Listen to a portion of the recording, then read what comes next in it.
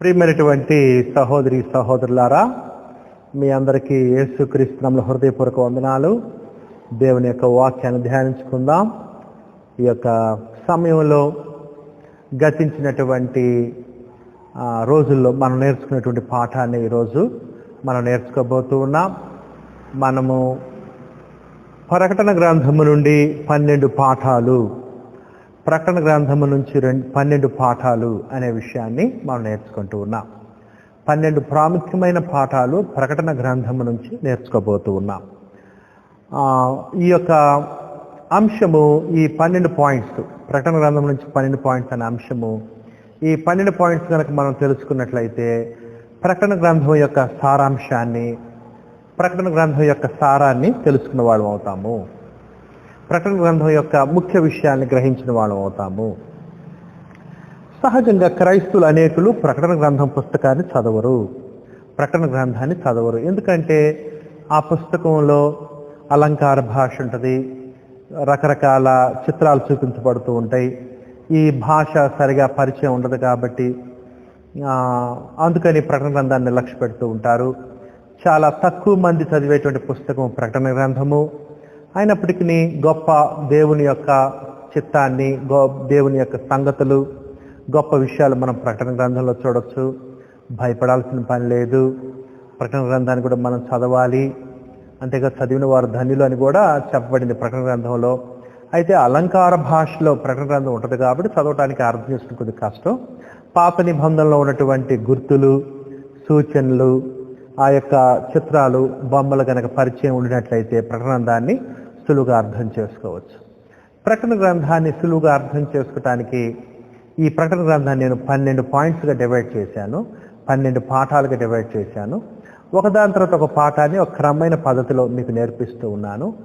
ఈ క్రమమైన పద్ధతిలో మీరు 12 పాయింట్స్ కనుక నేర్చుకున్నట్లయితే ప్రకటన గ్రంథం యొక్క సారాన్ని, ప్రకటన గ్రంథం యొక్క సారాంశాన్ని మనం అర్థం చేసుకున్న వాళ్ళం అవుతాము. బైబిల్స్ని వాళ్ళ దగ్గర పెట్టుకోండి, చెప్పే విషయాలు గమనించవలసిందిగా కోరుచూ ఉన్నాను.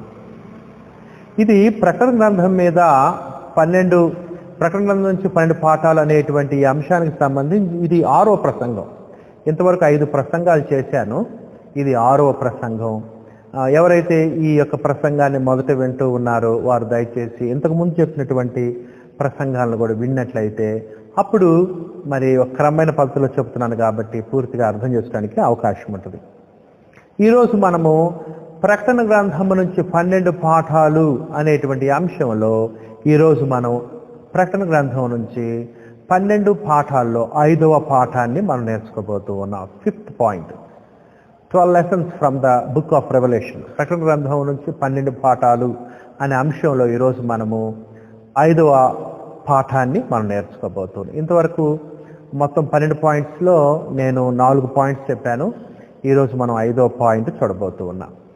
5వ పాయింట్ చూడకముందు ఇదివరకు ఏం చెప్పానో పై చెప్పుకుంటూ వస్తాను, గమనించండి. ఈ ప్రకటన గ్రంథానికి సంబంధించి 12 పాఠాల్లో మొట్టమొదటి నేను ప్రకటన గ్రంథానికి సంబంధించిన పరిచయము, ప్రకటన గ్రంథానికి సంబంధించిన పరిచయాన్ని నేను మీకు ఒక ప్రసంగంగా అందించాను. మొట్టమొదటి ప్రసంగం అదే. ప్రకటన గ్రంథము ఎవరు రాశారు, ఎప్పుడు రాశారు, ఏ సందర్భంలో రాశారు, ఎందుకు రాశారు, ఆనాడు క్రీస్తు యొక్క సంఘాల పరిస్థితులు ఏంటి, క్రైస్తుల యొక్క స్థితిగతులు ఏంటి, ఎటువంటి సమయంలో యోహాను రాయాల్సి వచ్చింది, ఆ 7 సంఘాలు విషయాలు, ఇటువంటి అన్ని కూడా నేను పరిచయంలో, ప్రకటన గ్రంథానికి సంబంధించిన పరిచయంలో వివరించాను. మొదటి ప్రసంగం అది. ఆ తర్వాత నేనేం చేశానంటే ఈ 12 పాఠాలు అన్నా కదా, 12 పాఠాల్లో 2వ ప్రసంగంగా మొదటి పాఠాన్ని నేను మీకు తెలియజేశాను. మొదటి పాఠం ఏంటంటే ప్రకటన గ్రంథం నుంచి 12 పాఠాల్లో మొదటి పాఠం ఏంటంటే మొదటి శతాబ్దంలో ఉన్నటువంటి క్రీస్తు యొక్క సంఘాలు, క్రైస్తవులు గొప్ప హింసలో ఉన్నారు, భయంకరమైన శ్రమలో ఉన్నారు, మహాశ్రమలో ఉన్నారు అనే విషయం కూడా నేను మీకు తెలియజేశాను మొదటి పాఠంలో. దానికి గాను అనేక వచనాలు మీకు చూపిస్తూ ఆ పాయింట్ని ప్రూవ్ చేశాను. రెండవది మనం ఏం చూసాం, రెండవ పాఠం మనం ఏమి నేర్చుకున్నాం అంటే ప్రకటన గ్రంథంలో 2 రాజ్యాలు ఉన్నాయి. ఒకటేమో సాతాను రాజ్యము, ఇంకొకటి క్రీస్తు యొక్క రాజ్యాన్ని మనం చూస్తూ ఉన్నాం. సాతాను యొక్క రాజ్యం, క్రీస్తు యొక్క రాజ్యం. సాతాను రాజ్యానికి సంబంధించి సాతాను పక్షాన ఎవరెవరు ఉన్నారు సాతాను టీంలో అని మనం చూసాం. ఆ తర్వాత క్రీస్తు రాజ్యంలో క్రీస్తు పక్షాన ఎవరెవరు ఉన్నారో మనం చూసాము. ఆ తర్వాత 3వ పాఠాన్ని నేను మీకు నేర్పించాను.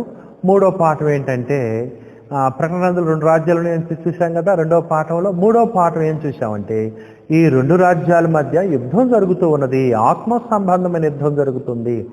సాతానుడు తన సంబంధుల్ని జట్టుగా కూర్చుకొని జట్టుగా ఏర్పాటు చేసుకొని క్రీస్తుకు సంబంధించినటువంటి వారి మీద యుద్ధం చేయటం మనం చూస్తున్నాం. ప్రత్యేకంగా క్రీస్తు యొక్క రాజ్య సంబంధుల మీద, క్రీస్తు యొక్క సంఘం మీద యుద్ధం చేయటం చూస్తున్నాం. ఆత్మ సంబంధ యుద్ధంలో ఆనాడు మొదటి శతాబ్దంలో ఉన్నటువంటి సంఘాలు ఉన్నాయి అనే విషయాన్ని మనం చూసాం. అంతేకాదు ఇంకొక విషయం చెప్పాను 3వ పాయింట్లో, మనం కూడా ఒక విధంగా నేడు క్రీస్తు యొక్క రాజ్యంలో ఉన్నటువంటి వారు అపవాదిక రాజ్యంతో యుద్ధం జరుగుతూ ఉన్నది, ఆత్మస్వ యుద్ధంలో ఉన్నాం మనము అనే విషయాన్ని మీకు తెలియచేశాను.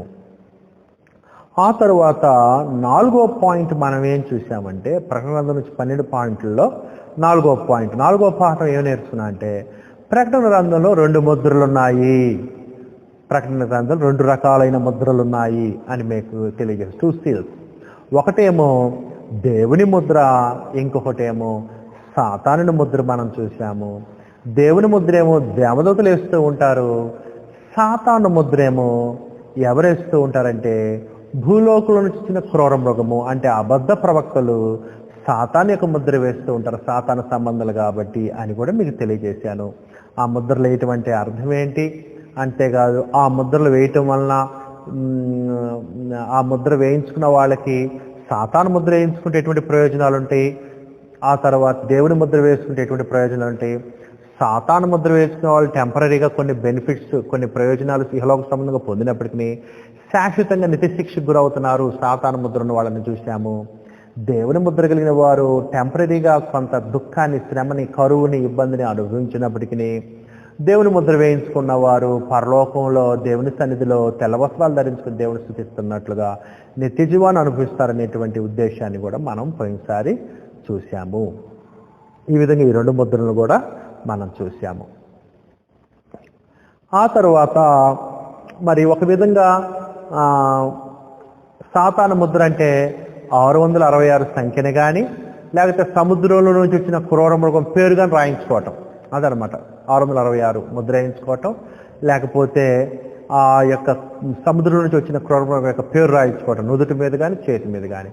అంటే అర్థం ఏంటంటే రోమా చక్రవర్తులు పూజ చేసి వాళ్ళ దగ్గర నుంచి అనుమతి తీసుకోవటం అన్నమాట. వ్యాపారం చేసుకోవడానికి, కొనటానికి, అమ్మటానికి, క్రయ విక్రయాలు చేసుకోవడానికి అనుమతి తీసుకోవటం అంటే. ఆ ముద్ర వేయించుకోవటం అంటే ఒక విధంగా ఆ ముద్ర వేయించుకున్న వాళ్ళు ఎవరంటే వాళ్ళు సాతానుడు, భూమి నుంచి వచ్చిన క్రూర మృగము అంటే అబద్ధ ప్రవక్త ప్రోత్సాహంతో రోమా చక్రవర్తులను పూజించేవాళ్ళు, రోమా చక్రవర్తుల యొక్క ప్రతిమల విగ్రహాలను పూజించేవాళ్ళు, విగ్రహారాధనలో ఉండేవాళ్ళని కూడా మనం చూసాము. ఆ విధంగా రోమా చక్రవర్తులు కనుక పూజించినట్లయితే రోమా చక్రవర్తి వాళ్ళకి స్పెషల్ కన్సెషన్స్ ఇస్తాడు, స్కాలర్షిప్స్ ఇస్తాడు, వాళ్ళు వ్యాపారాలు చేసుకోవచ్చు, వాళ్ళు అమ్మొచ్చు, కొనొచ్చు, ఈ విధంగా భౌతిక లబ్ధి వాళ్ళకి చేకూరుతుంది. అదే దేవుని ముద్ర వేయించుకుంటే వాళ్ళు ఇటువంటి విగ్రహారాధన పాల్గొనకూడదు కాబట్టి కొంత నష్టాన్ని, ఇబ్బందిని, బాధని అనుభవించారు. ఈ విధంగా ఆ రూపంలో కాకపోయినా నేడు క్రీస్తు రాజ్యంలో ఉన్న మనము, అపవాది రాజ్యంలో ఉన్న వాళ్ళు, దేవుని ముద్ర కలిగి ఉన్న వాళ్ళు, దేవునికి లోబడిన వాళ్ళు, అపవాది ముద్ర కలిగిన వాళ్ళు, అపవాదికి లోబడ్డ వాళ్ళు, ఈ రోజుల్లో కూడా మనము మరి క్రీస్తు ప్రభువుని కాదని, నేను క్రైస్తుని కాదని చెప్పుకుంటే, నేను విగ్రహారాధికున్న ఈ లోక సంబంధం చెప్పుకుంటే కొన్ని బెనిఫిట్స్ ఉండొచ్చు, స్కాలర్షిప్స్ ఉండొచ్చు, ప్రయోజనాలు ఉండొచ్చు. అదే నువ్వు క్రైస్తుడికి చెప్పుకుంటే ఇబ్బంది ఉండొచ్చు, కష్టం ఉండొచ్చు, శ్రమ ఉండొచ్చు. ఇటువంటి యుద్ధము అంటే మొదటి శతాబ్దంలో క్రైస్తువులు చేసిన తీవ్రమైన యుద్ధం కాకపోయినా అటువంటి పోరాటం ఇప్పుడు కూడా ఉన్నది అనే విషయాన్ని నేను మీకు తెలియజేస్తాను. కొన్ని చోట్ల క్రీస్తువు నమ్ముకుంటే ఊర్లోంచి వెలివేస్తారు, కొన్ని చోట్ల క్రీస్తువు నమ్ముకుంటే మరి వాళ్ళ యొక్క శుభకార్యాలను రానిరు, పిలవరు, ఆహ్వానించరు, ఆహ్వాన పత్రిక లేరు. కొన్ని చోట్ల క్రీస్తువుని నమ్ముకుంటే నింద వేస్తారు, తక్కువ కులం ప్రభువుని నమ్ముకున్నామనో ఇట్లా. కొన్ని చోట్ల క్రీస్తువుని నమ్ముకుంటే వాళ్ళు నీతో బంధుత్వాన్ని పెంచుకోవచ్చు. కొన్ని చోట్ల క్రీస్తు ఉన్నాం, క్రైస్తవులు అని చెప్పి స్కాలర్షిప్ ఉండకపోవచ్చు, బెనిఫిట్స్ ఉండకపోవచ్చు. ఇటువంటి ఇబ్బందులు మనం కూడా పడుతూ ఉన్నాం. కాకపోతే మొదటి శతాబ్దంలో ఆనాడు రోమా సామ్రాజ్యంలో క్రీస్తు సంఘాలు పడినంత హింస పొందకపోయినప్పటికీ కొద్ది స్థాయిలో మనం అటువంటి శ్రమలో, అటువంటి పోరాటంలో, అటువంటి యుద్ధంలో ఉన్నామని చెప్పక తప్పదు. ఇదండి 4వ పాయింట్. పోయినసారి మనం నేర్చుకున్నాం. ఈరోజు మనము 5వ పాయింట్ని నేర్చుకున్నాం. బైబిల్స్ వాళ్ళ దగ్గర ఉంచుకోండి. ఈరోజు నేను మీకు ప్రకటన గ్రంథం నుంచి 12 పాఠాల్లో 5వ పాఠాన్ని నేర్పించబోతూ ఉన్నాను. చెప్పే విషయం గమనించవలసిందిగా కోరుతూ ఉన్నాను. ఈరోజు ఈ 5వ పాఠంలో మనం చూసేది ఏంటంటే 2 గొప్ప స్త్రీలు, 2 గ్రేట్ ఉమెన్, 2 గొప్ప స్త్రీలు.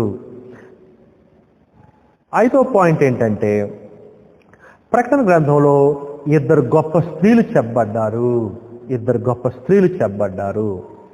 ఒక స్త్రీ ఏమో సాతానుకు సంబంధించిన స్త్రీ, ఒక స్త్రీ ఏమో దేవునికి సంబంధించిన స్త్రీ. ప్రకటన గ్రంథంలో మనం చూస్తాం 2 స్త్రీలని మనం చూస్తాం. ప్రకటన గ్రంథంలో ప్రాముఖ్యంగా 2 గొప్ప స్త్రీలను చూస్తాం.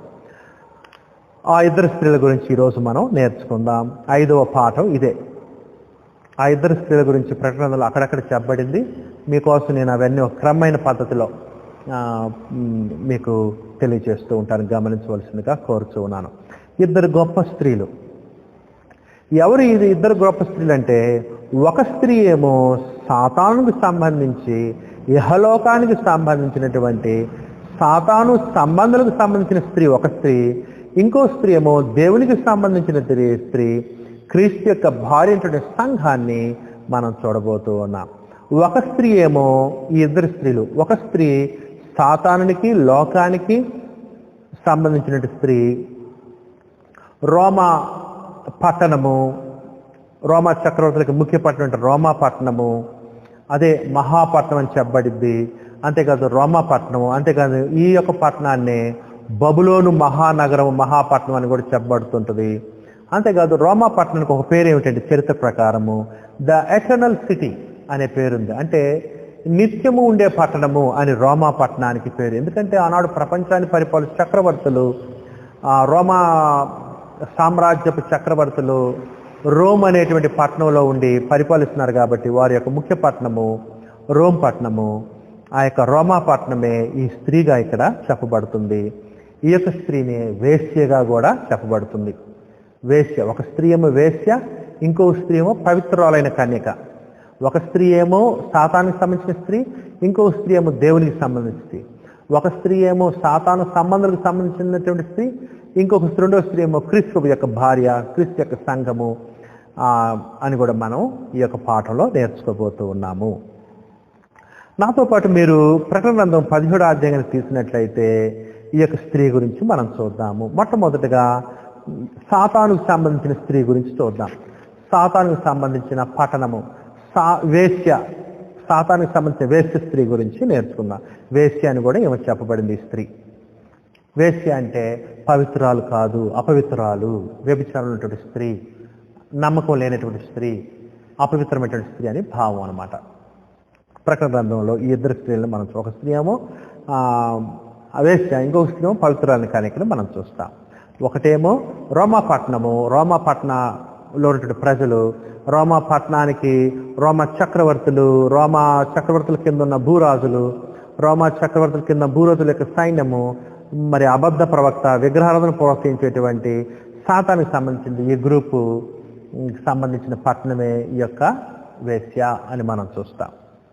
ప్రకటన గ్రంథము 17వ అధ్యాయంలో మనం ఈ విషయాన్ని చూస్తాం. చూడండి, ఈ యొక్క వేశ్య గురించి చదువుదాం, ఆ తర్వాత పవిత్రులైన కన్యక గురించి చదువుదాం. మొట్టమొదటి వేశ్య గురించి చదివి తర్వాత పవిత్రులైన కన్యక గురించి చదువుదాం. ఆ 7 పాత్రలను పట్టుకొని ఉన్న 7 దేవదూతల్లో ఒకడు వచ్చి నాతో మాట్లాడుతూ ఇలాగ చెప్పాను, నీవిక్కడికి రమ్ము, విస్తార జలముల మీద, అంటే జనం మీద, జలముల మీద కూర్చున్న మహావేశ్యకు చేయబడి తీర్పు నీకు కనపరిచెదను. అదిగో ఎవరేమే మహావేశ్య. ప్రకటనలో 2 స్త్రీలు కనపడతారు. ఒక స్త్రీ మహావేశ్య, ఇంకో స్త్రీ పవిత్రాలైన కన్యక, క్రీస్తు యొక్క భార్యని మనం చూస్తాం. మహావేశ్య అంటే ఏమే? మహావేశ్యకు చేయబడి తీర్పు నీకు కనపరిచెదను. ఈ స్త్రీకి దేవుడు తీర్పు తీరుస్తాడు. ఈ స్త్రీ లేకపోతే ఈ రోమా చక్రవర్తుల యొక్క పట్టణమే ఈ స్త్రీగా చెప్పబడింది అలంకార భాషలో. రోమా పట్టణము అంటే రోమా చక్రవర్తుల యొక్క ముఖ్య పట్టణమైన రోము స్త్రీగా చెప్పబడింది, వేశ్యగా. ఎందుకంటే రోమా చక్రవర్తులు వ్యభిచారము, జారత్వము, త్రాగుడు ఇటువంటి అన్ని చేస్తుంటారు ఆ పట్టణంలో. వాళ్ళు చేయటమే కాదు, రోమా చక్రవర్తులు చేయటమే కాదు, ఆ రోమా చక్రవర్తుల దగ్గరికి వచ్చినటువంటి భూరాజులు కూడా ఆ పట్టణంతో కలిసి ఆ చెడలవాట్లు దురలవాట్లతో నిమగ్నమై ఉంటారు. అందుకనే రోమా పట్టణం యొక్క ముఖ్య పట్టణము, రోమా రాజధానిని స్త్రీతో పోల్చాడు, వేశ్యతో పోల్చాడు, మహావేశ్యతో. మహావేశ్యకు చేయబడి తీర్పు నీ కనపరిచిందను, భూరాజులు ఆమెతో వ్యభిచరించిరి. చూసారా, మరి రోమా చక్రవర్తి పరిపాలిస్తున్నప్పుడు భూరాజులు అందరూ కూడా రోమా చక్రవర్తులకి అధికారులకు లోబడి వాళ్ళు చెప్పినట్టు నడుచుకొని వాళ్ళ యొక్క చెడులో, ఆ స్త్రీ యొక్క చెడులో, ఆ రోమా పట్టణం యొక్క చెడులో పాలివారయ్యారని మనం చూస్తున్నాం. ఆమెతో వ్యభిచరించింది. భూనివాసులు ఆమె వ్యభిచార మధ్యములో మత్తులైరి. చూసారా, భూనివాసులు కూడా రోమా చక్రవర్తులను పూజిస్తూ సాతాను ప్రేరణకు లోబడి రోమా చక్రవర్తులు నిలబెట్టిన ప్రతిమలను పూజిస్తూ వారి ద్వారా లబ్ధి పొందుతూ భౌతికంగా ఈ విధంగా రోమా చక్రవర్తులు అనుసరించే భూనివాసులు ఎప్పుడైతే ఈ భూనివాసులు రోమా చక్రవర్తులు లోబడతారో, విగ్రహం చేస్తూ ఉంటారో, అప్పుడు సహజంగా ఈ రోమా చక్రవర్తులు కానీ, భూరాజులు కానీ, భూనివాసులు కానీ క్రైస్తవుల్ని, క్రీస్తు యొక్క సంఘాన్ని, ఆ పవిత్రాలను కన్యకైన క్రీస్తు యొక్క సంఘాన్ని హింసిస్తూ ఉంటారు.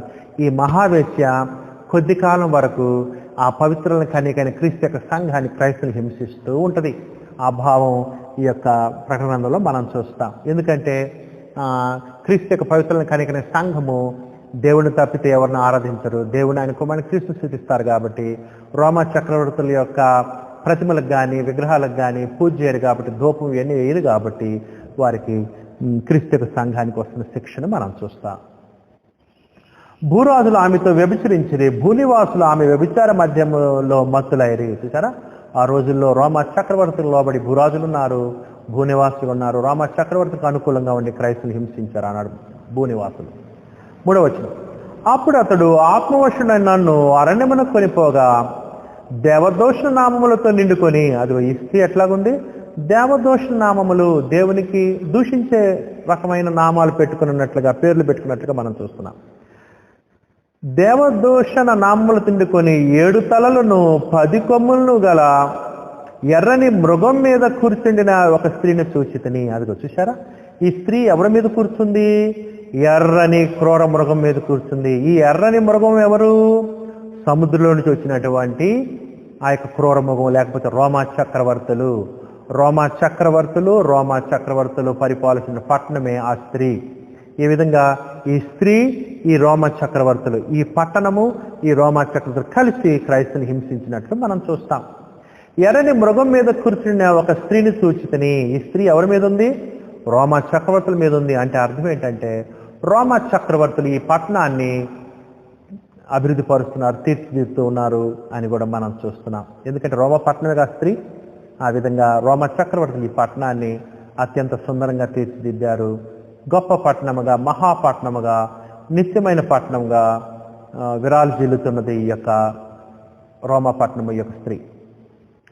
ఆ స్త్రీ ధూమ్ర రక్త వర్ణములు గల వస్త్రము ధరించుకొని, చూసారా, చక్కగా అలంకరించుకుంది. ఈ స్త్రీ బంగారముతోనూ, రత్నములతోనూ, ముత్యములతోనూ అలంకరింపబడినది.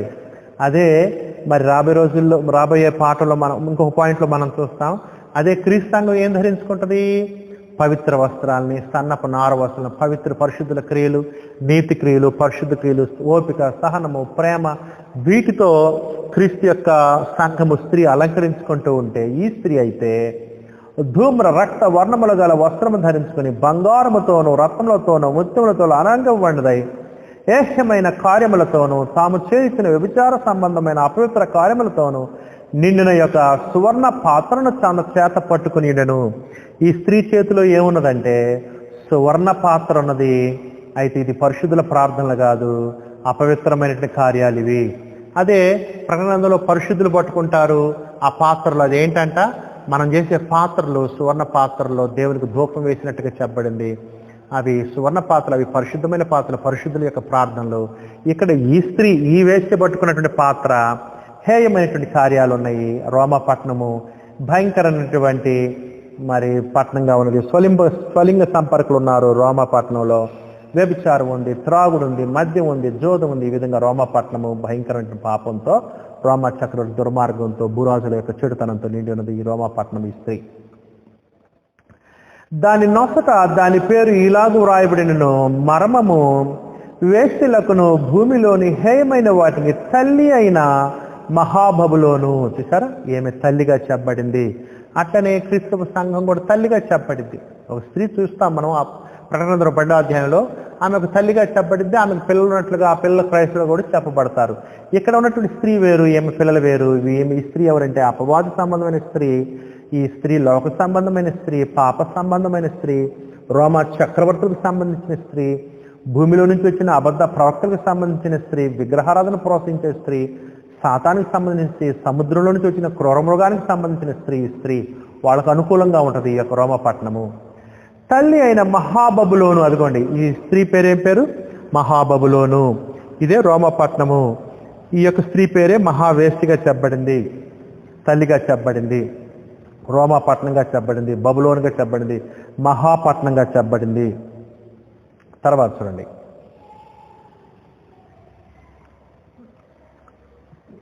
ఏహ్యమైన వాటికి తల్లి అయిన మహాబబులోను. మరియు ఆ స్త్రీ చూడండి, ఈ స్త్రీ ఏం చేస్తుంది? రోమపట్నం పరిశుద్ధుల రక్తము చేతను, యేసు యొక్క హతసాక్షుల రక్తము చేతను మత్తిలీనుట సూచితని. చూసారా ఈ స్త్రీ ఎట్లా ఉంది? ఈ స్త్రీ అనేకులను చంపింది. పరిశుద్ధుల్ని, దేవుని సేవకుల్ని, దేవుని వాక్యం చెప్పేవాళ్ళని, క్రైస్తవుల్ని, క్రీస్తు సంఘ సభ్యుల్ని చంపింది. చంపి రక్తము చేత మత్తిలీయుడను బాగా చంపింది అని ఇక్కడ చూస్తూ ఉన్నాం. చూసారు ఈ స్త్రీ చేసే పనులు. తర్వాత చూడండి, ఆ దూత నాతో ఇట్లా, నేను నీవేళ ఆశ్చర్యపడితివి, ఈ స్త్రీని గురించిన మర్మమును, 7 తలను 10 కొమ్ములను కలిగి దాని మోయిస్తున్న క్రూర మృగమును గురించిన మర్మము నీకు తెలిపేదను. ఆ యొక్క ఈ పట్టణము, ఈ స్త్రీ నాశనం అయిన తర్వాత మీరు చూస్తే ఈ రోమా పట్టణాన్ని దేవుడు నాశనం చేస్తాడు. ఆ తర్వాత ఈ రోమా పట్టణానికి సంబంధించినటువంటి ఆ యొక్క రోమ చక్రవర్తులు దేవుడు నాశనం చేస్తాడు. అబద్ధ ప్రవక్తను కూడా దేవుడు తర్వాత నాశనం చేస్తాడు. అది మనం 19వ అధ్యాయంలో చూస్తాము. ఆ తర్వాత ఇంకా చూడండి, ఈ స్త్రీ గురించి మనం చూద్దాం. ఇంకొద్ది కిందకి రండి. ఈ స్త్రీకి రోమ చక్రవర్తులు, భూరాజులు అందరూ కూడా సహకరిస్తూ ఉంటారు ఈ స్త్రీకి. 13వ వచనం, వీరు ఏకాభిప్రాయము గలవారే, తమ బలమును అధికారమును ఆ మృగమునకు అప్పగింతురు, వీరు గొర్రెపిల్లతో యుద్ధము చేతురు. చూసారు ఈ పట్టణము రోమా చక్రవర్తులు అందరూ కలిసి క్రీస్తు యొక్క సంఘంతో, ఆయన రాజ్యంతో యుద్ధం చేస్తారు. కానీ గొర్రెపిల్ల ప్రభులకు ప్రభువును, రాజులకు రాజు అయినందునను తనతో కూడా ఉండిన వారు, క్రైస్తవులను మనము పిలువబడిన వారై, ఏర్పరచబడిన వారై, నమ్మకమైన వారై ఉన్నందునను ఆయన ఆ రాజులను జయించును. మరియు ఆ దూత నాతో ఇలాగ చెప్పెను, ఆ వేశ్య కూర్చున్న చోట నీవు చూచిన జలములు ప్రజలను, జన సమూహములను, జనములను ఆయా భాషలు మాట్లాడమని సూచించును. చూసారా, జలముల మీద గుర్తున్న స్త్రీ. ఆ జలాలు ఎవరంటే ప్రజలు, ఆయా భాషలు మాట్లాడువారు, వీళ్ళందరి మీద అధిపతిగా ఉన్నటువంటి రోమా పట్టణంగా మనం చూస్తున్నాం. ఆ జలములు ప్రజలు అని కూడా మనం చూస్తున్నాం. ఆయా భాషలు, ఆయా జాతులు, ఆయా దేశాలు రోమా పట్టణం కింద ఉంటాం మనం చూస్తున్నాం. తర్వాత చూడండి, నీవు ఆ 10 కొమ్ములు గల ఆ మృగమును చూచితివే, వారు ఆ వేశ్యను ద్వేషించి దాన్ని దిక్కులేని వానిగాను దిగంబరగాను చేసి దాని మాంసం భక్షించి అగ్ని చేత దాన్ని బొత్తిగా కాల్చివేతురు. అంటే అర్థం ఏంటంటే, ఈ రోమా చక్రవర్తులు చేసిన చెడును బట్టి ఈ స్త్రీ పాడైపోతుంది, ఈ స్త్రీకి నాశనం కలగబోతుంది. ఈ విధంగా రోమా చక్రవర్తులు తీసుకున్న నిర్ణయాలను బట్టి, వాళ్ళ చెడు ప్రవర్తన బట్టి గొప్ప పట్టణమైన రోమా పట్టణం కూలిపోతుంది అని కూడా మనం చూస్తున్నాం. దేవుని మాటలు నెరవేరు వరకు వారు ఏకాభిప్రాయం గల వారే, తమ రాజ్యమును ఆ మృగమునకు అప్పగించడం వలన తన సంకల్పం కొనసాగించినట్టు దేవుడు వారికి బుద్ధి పుట్టించెను. మరియు నీవు చూచిన ఆ స్త్రీ, అదిగోండి ఈ వేశ్య, ఈ మహావేశ్య ఎవరు? ఈ తల్లి ఎవరు? భూరాజుల నేలు ఆ మహాపట్టణమే. ఈ యోహాను ప్రకటన గ్రంథం రాసే సమయానికి రోమా సామ్రాజ్యం చాలా పవర్ఫుల్గా ఉంది, గొప్ప ప్రపంచాన్ని పరిపాలిస్తుంది ఎక్కువ భాగాన్ని.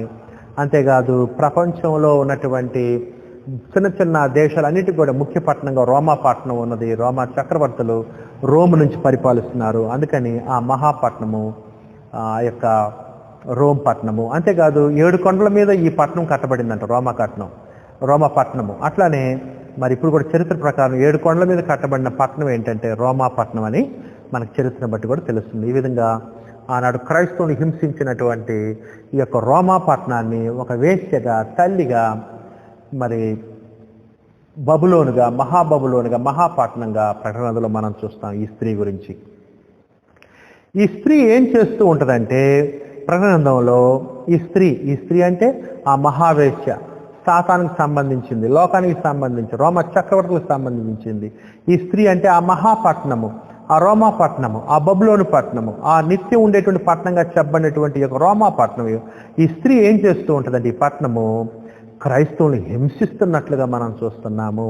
ప్రకటన 17:6 చూసాంగా ఇందాక, పరిశుద్ధుల రక్తము చేతను, యేసు యొక్క హతసాక్షుల రక్తము చేతను మత్తిలింటి చూస్తున్నాం కదా.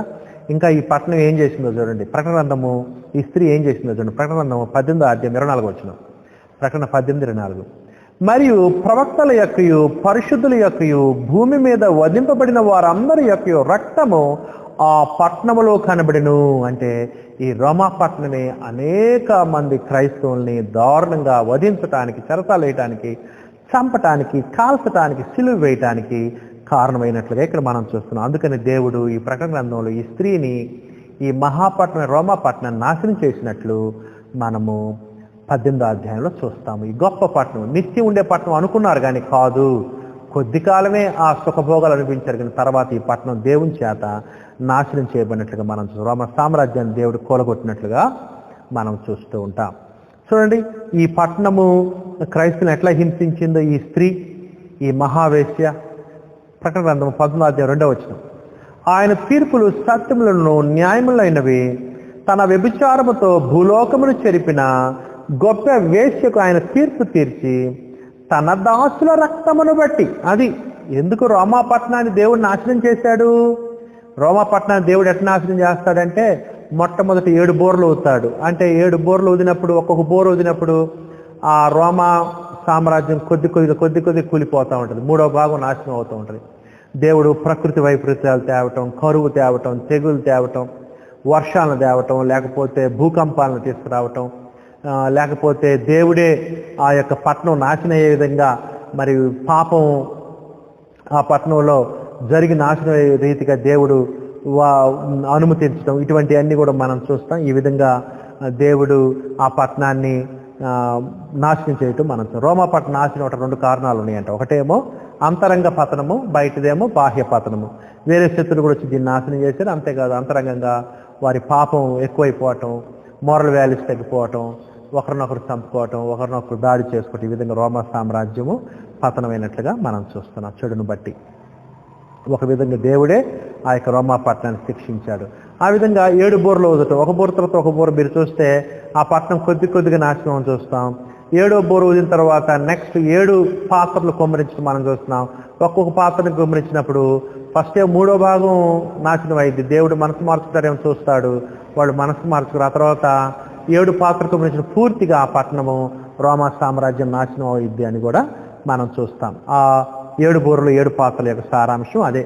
ఆ రోమా పట్టణాన్ని వెళ్తున్నటువంటి రోమా చక్రవర్తుల్ని, విగ్రహారాధన ప్రోత్సహించిన అబద్ధ ప్రవక్తల్ని, అంతేకాదు క్రైస్తవుని దారుణంగా చెప్పినట్టు రోమా పట్టణము, ముఖ్యంగా రోమా పట్టణాన్ని కూడా దేవుడు నాశనం చేయటం మనం చూస్తున్నాం. 7 బోర్లతో ఆ తర్వాత 7 పాత్రలు కుమ్మరించడం ద్వారా పూర్తిగా ఆ పట్టణాన్ని నాశనం చేయటం, వారిని శిక్షించడం మనం చూస్తాం ప్రకటన గ్రంథంలో 19వ అధ్యాయంలో. ఆ తర్వాత ఈ పట్టణము, ఈ మహాపట్నము అంటే ఈ మహావేశ్య, ఈ తల్లి, ఈ వ్యభిచారిని, గొప్ప పట్టణం, ఈ రోమా పట్టణం, ఈ బబులోను పట్టణం, ఈ నిత్యం ఉంది అనుకుంటున్నటువంటి ఒక పట్టణం క్రైస్తవులను ఎట్లా హింసిస్తుందో మీరు గమనించవచ్చు. ప్రకటన గ్రంథం 11వ అధ్యాయం 7-8 కూడా ఈ యొక్క మహానగరం యొక్క, మహాపట్నం యొక్క స్థితిని మనం చూసి ఎట్లా క్రైస్తవుని హింసిస్తుందో ఆనాడు క్రీస్తు యొక్క సంఘాన్ని. అంటే ఈ వేశ్య పవిత్రులని, కన్యకని హింసించడం, అది చిత్రం. ప్రకటన గ్రంథంలో చూపించబడిన చిత్రం ఏంటి? ఈ వేశ్య పవిత్రులని, కన్యకని, క్రీస్తుని హింసించడం మనం చూస్తున్నాం. కానీ కొద్ది కాలమే హింసిస్తుంది, కానీ ఆ తర్వాత శాశ్వత నాశనమేమో ఈ పట్టణానికి కలిగింది. క్రీస్తు యొక్క సంఘానికి నిత్య జీవము, నిత్య పరలోక సంబంధించిన పట్టణం వారు పొందటం మనం ఈ ప్రకటన గ్రంథంలో చూస్తాం. ప్రకటన గ్రంథం 11వ అధ్యాయం 7-8 చూడండి. ఈ వేశ్య ఎలా పవిత్రులని, కన్యకను, క్రీస్తు యొక్క శిష్యులను చంపెడుతూ ఉంటుందో 11వ అధ్యాయం 7-8. వారు సాక్ష్యము చెప్పుట ముగింపగానే అగాధములో నుండి సాక్ష్యం చెప్పంటే ఇక్కడ మీరు 11వ అధ్యాయము మొదటి వచనాలు చూస్తే ఇద్దరు గొప్పగా దేవుని సేవ చేస్తూ ఉంటారు ప్రవక్తలు. ఈ ఇద్దరు ప్రవక్తలు దేవుని సేవ అంటే వీళ్ళు ఎవరంటే సువార్త సేవ చేసేవాడు అనుకోవచ్చు. ఆనాడు శ్రమైన కష్టమైన కరువు వచ్చినా, సిలువ వేయబడుతున్నా, కాల్చి వేయబడుతున్నా, చెరసాల్లో వేయబడుతున్నా, దోషం చేయబడుతున్నా, వెలివేయబడుతున్నా, మార్కెట్లో నుంచి వ్యాపారం నుంచి వాళ్ళని వెలివేస్తున్నా మరి నమ్మకంగా సేవ చేసేవాళ్ళు ఈ ఇద్దరు ప్రవక్తలు.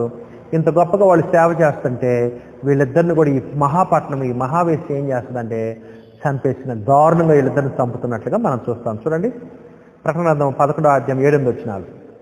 వారు సాక్ష్యము చెప్పుట ముగింపగానే అగాధములోండి వచ్చి క్రూర మృగము అంటే రోమ చక్రవర్తులు యుద్ధము చేసి జయించి వారిని చంపుదురు. చూసారా, ఒక విధంగా లోకం దృష్టిలో ఈ యొక్క రోమ చక్రం జయించినట్లు. ఎందుకు క్రైస్తవులు దారుణంగా చంపి, కానీ నిజంగా చూస్తే క్రైస్తవులు భౌతికంగా చంపడినప్పటికీ ఆత్మీయంగా వాళ్ళు జయించిన వారిని కూడా మనం చూడబోతూ ఉన్నాం.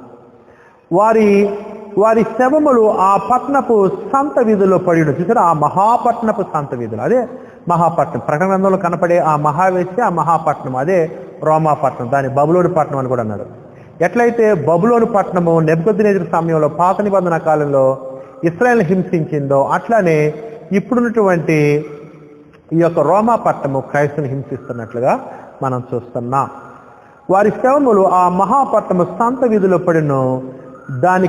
వానికి ఉపమానముగా సొదొమ అనియు ఐగుప్తనియు పేరు. అక్కట వారి ప్రభువు కూడా సిలువ వేయబడి అంటే యెరూషలేము అని పేరు.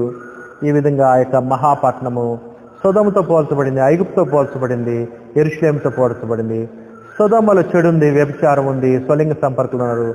ఐగుప్తులో చెడుంది, విగ్రహారాధన ఉంది, దేవుని పిల్లల్ని బానిసలు చేస్తున్నారు. యెరూషలేము ఉంది, క్రైస్తులు హింసిస్తూ ఉన్నది.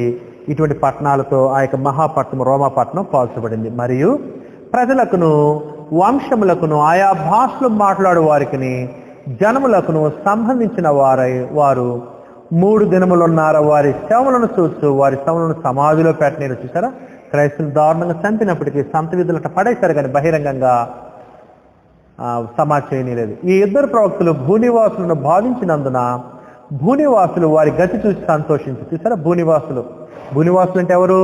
భూరాజు సంబంధులు. భూరాజు అంటే ఎవరు? ఆ రోమ చక్రవర్తి తరపున ఉండేవాళ్ళు, సాతాను తరపున ఉండేవాళ్ళు. వీళ్ళు ఆ యొక్క శవాలను చూసి సంతోషిస్తున్నారంట. ఉత్సహిస్తూ ఒకరినొకడు కట్టంలో పుచ్చుకుందరు. చూసారా, ఈ పట్టణం ఎంత గొప్పగా హింసిస్తుందో క్రైస్తవుల్ని. తర్వాత చూడండి, అక్కడే మనం చూస్తాం ఆ పట్టణానికి దేవుడు శిక్షించడం కూడా మనం చూస్తాం. అక్కడే 13వ వచనం చూడండి. ఆగలిన గొప్ప భూకంపం కలిగినందున ఆ పట్టణంలో 10వ భాగం కూలిపోయాను. ఆ భూకంపం వలన 7,000 మంది చచ్చిరి. మిగిలిన వారు భయభ్రాంతులై పరలోకపు దేవుని మహిమపరచిరి అని కూడా మనం చూస్తున్నాం. ఆ 13వ వచనంలో ఆ పట్టణంలో 10వ భాగం కూలిపోయింది. చూసారా, ఈ క్రైస్తవులు హింసించినందుకు, సువార్తకుల్ని, సేవకుల్ని, ప్రవక్తల్ని హింసించినందుకు దేవుడు ఆ పట్టణానికి శిక్ష విధించడం మనం ఇక్కడ చూస్తున్నాము. ఇదండి. అందుకని ప్రకటనలో ఇద్దరు స్త్రీలు ఉన్నారు. ఒక ఆమె మంచి స్త్రీ, ఇంకొక ఆమె చెడ్డ స్త్రీ. ఈ చెడ్డ స్త్రీ ఎవరంటే రోమాపట్నము. ఈ చెడ్డ స్త్రీ మహావేశ్య. ఈ చెడ్డ స్త్రీనే ఆ మహాపట్నం అని, మహానగరం అని, బబులోను నగరం అని, బబులోను పట్టణం అని చెప్పబడింది. ఆ బబులోను పట్టణం ఎవరో కాదు, రోమా ముఖ్య పట్టణము.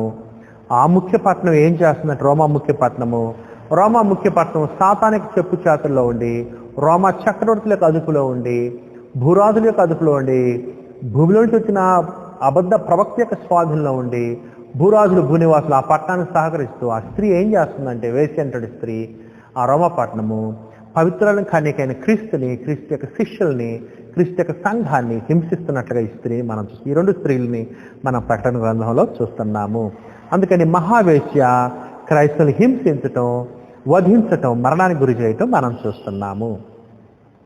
ఆ తర్వాత ఈ మహావేశ్య, ఈ మహాపట్నములో ఉన్నటువంటి చెడును బట్టి, దుర్మార్గతను బట్టి దేవుడు ఆ పట్టణానికి నాశనం చేయటం ఇప్పుడు చూద్దాం. ఈ మహావేశ్య, ఈ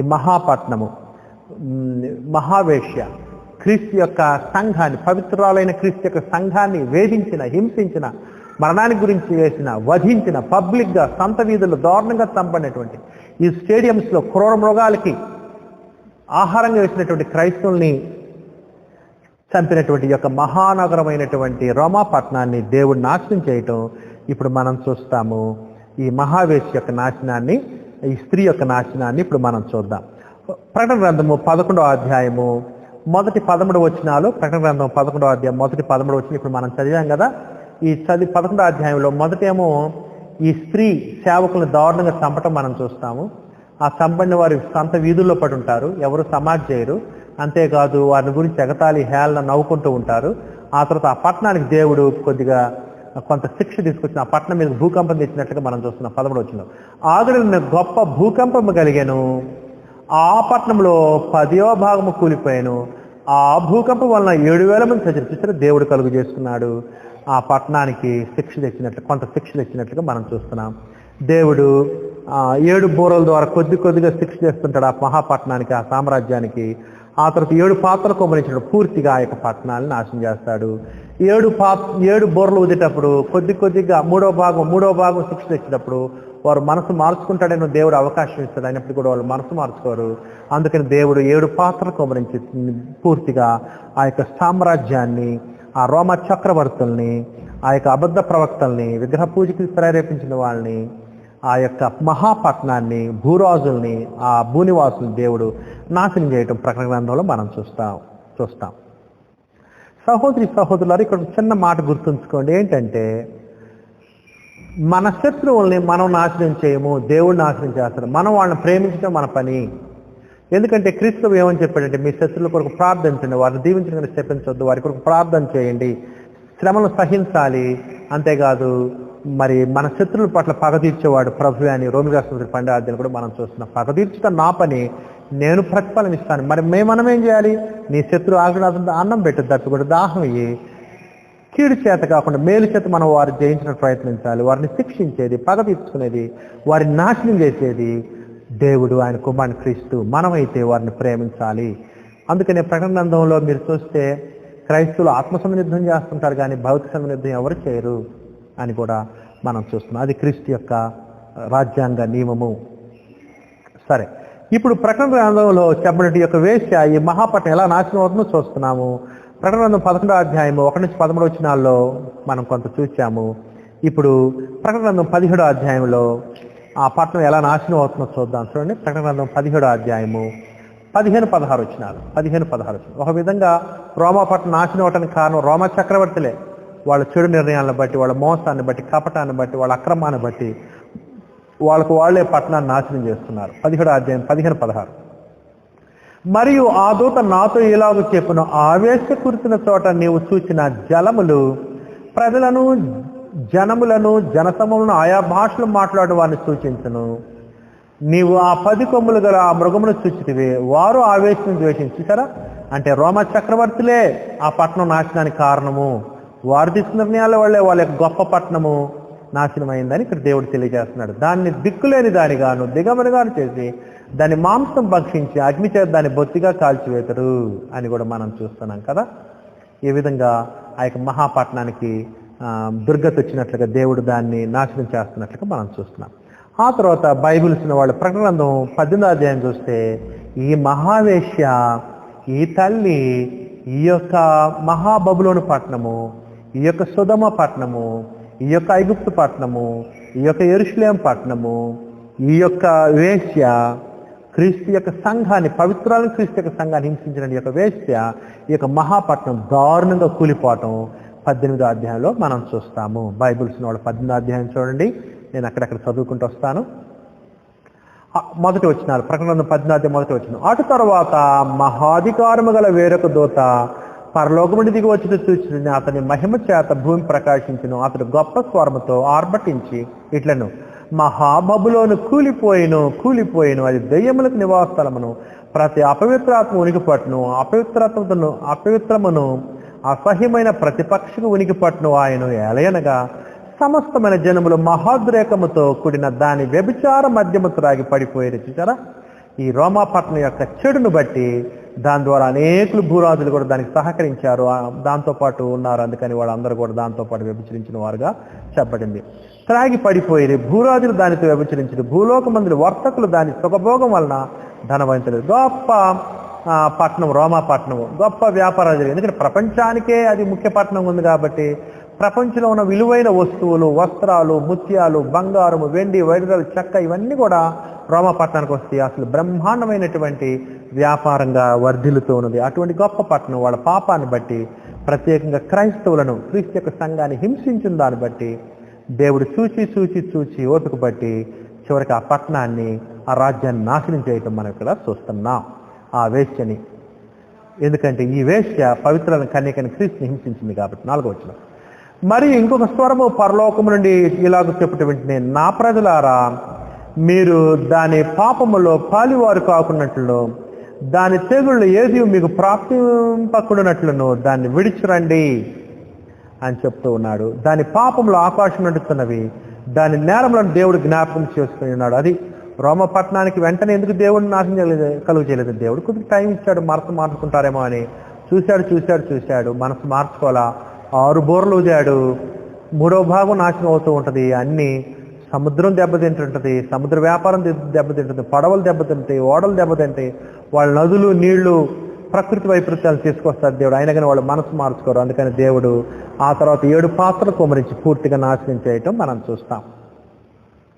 అది ఇచ్చిన ప్రకారం దానికి ఇయుడి, దాని క్రియల చొప్పున దానికి రెట్టింపు చేయడి, అది కలిపిన పాత్రలు దాని కొరకు 2 అంతలు కలిపి పెట్టుడి. అది చూసారు, ఈ స్త్రీ ఏమనుకుంటుందో చూడండి, నేను రాణినిగా కూర్చున్న దానను, నేను విధవరాలను కాను, దుఃఖము చూడని తన మనసులో అనుకునేను గనుక అది తను తాను ఎంతగా గొప్ప చేసుకొని సుఖభోగులు అనుభవించను, అంతగా వేదనను దుఃఖమును దానికి కలిగింది. సేమ్ ఈ యొక్క ఆలోచన, ఈ మాటలు ఎట్లా ఉన్నాయి అంటే, ఎట్లాగైతే బబులోను చక్రవర్తి నెబుకద్నెజరు గర్వించి మాట్లాడాడు తన పట్టణం గురించి, ఎట్లయితే తూరు రాజు తన పట్టణం గురించి గర్వించి మాట్లాడాడో, ఈ విధంగా ఇట్లానే మాట్లాడుతారు రోమా చక్రవర్తి వీళ్ళకి సంబంధించి ఈ పట్టణం అట్లనే గర్వించి ఉన్నారు. అందుకని దేవుడు ఆ పట్టణాన్ని నాశనం చేసినట్లుగా మనం చూస్తున్నాం. 8వ వచనం, అందుచేత ఒక దినమునే దాని తెగుళ్ళు అనగా మరణమును దుఃఖమును కరువును వచ్చును, దానికి తీర్పు తీర్చిన దేవుడైన ప్రభు బలిష్ఠుడు గనక అది అగ్ని చేత బొత్తిగా కాల్చివేయబడును. సహోదరి సహోదరులారా, మనం ప్రకటన గ్రంథంలో 2 రాజ్యాల మధ్య యుద్ధం జరుగుతుంటుంది. క్రీస్తు యొక్క రాజ్యం జయం సాధిస్తుంది, ఎందుకంటే దేవుడు క్రీస్తు యొక్క రాజ్య పక్షాన ఉన్నాడు అనేటువంటి విషయం మనకి ఇక్కడ కనపడుతూ ఉన్నది.